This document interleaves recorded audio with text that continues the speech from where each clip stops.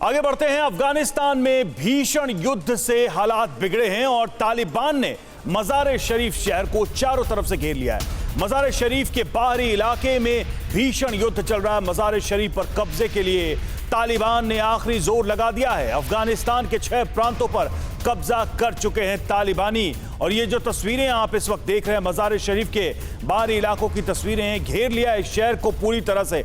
लगातार तालिबान एक के बाद एक शहरों पर कब्जा करने की कवायद में, और फिलहाल मज़ार-ए-शरीफ पर यह खतरा बना हुआ है। 6 प्रांतों पर कब्जा कर चुके हैं तालिबान के आतंकी।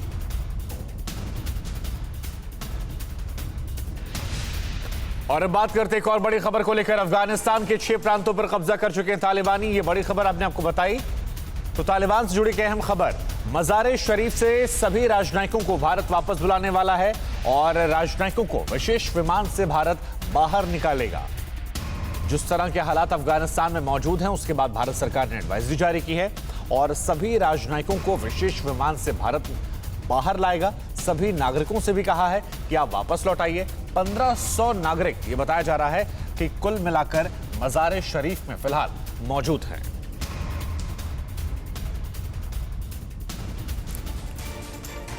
तो जैसा कि हम लगातार आपको बता रहे हैं कि अफगानिस्तान में तालिबान लगातार एक के बाद अलग अलग शहरों पर कब्जा करता जा रहा है।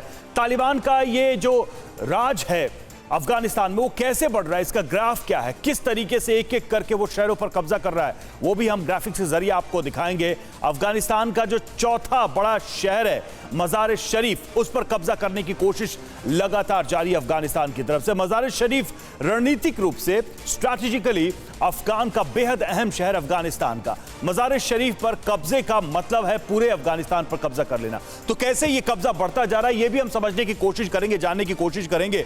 अफगानिस्तान का चौथा बड़ा शहर है मज़ार-ए-शरीफ, जैसा कि हम लगातार आपको बता भी रहे हैं, और ये स्ट्रैटेजिकली रणनीतिक लिहाज से बहुत ही अहम है। अगर इस पे कब्जा होता है तो इसके बहुत अलग मायने अफगानिस्तान में पूरा जो एक ऑपरेशन चलाया जा रहा है तालिबान की तरफ से। मज़ार-ए-शरीफ पर कब्जा करने के लिए लगातार प्रयास किया जा रहा है तालिबान की तरफ से। अगर इस पे कब्जा होता है इस शहर पे, तो अफगानिस्तान पे कब्जा करना थोड़ा आसान और हो जाएगा तालिबान के लिए।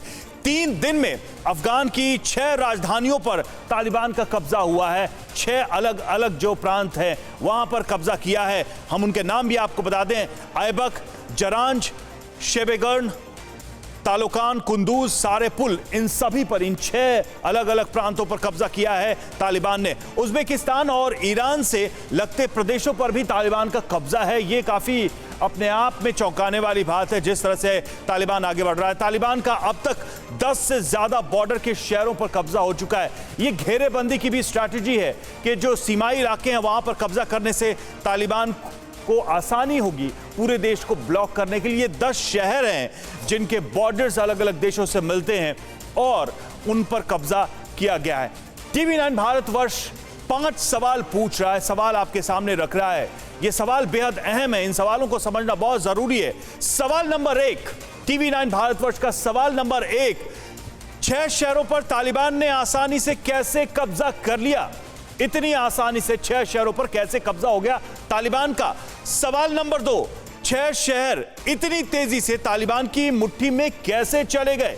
यह बेहद अहम सवाल। सवाल नंबर 3, उसकी बात करें, भारत के बनाए हाईवे पर बैरिकेड लगाने की स्थितियों में कैसे आ गया? यह भी एक महत्वपूर्ण सवाल है। चौथा सवाल, एयर स्ट्राइक के बावजूद तालिबान का काबू में क्यों नहीं आ रहा है? तालिबान ये काबू में क्यों नहीं, कंट्रोल क्यों नहीं किया गया, जबकि अमेरिका लगातार एयर स्ट्राइक कर रहा है?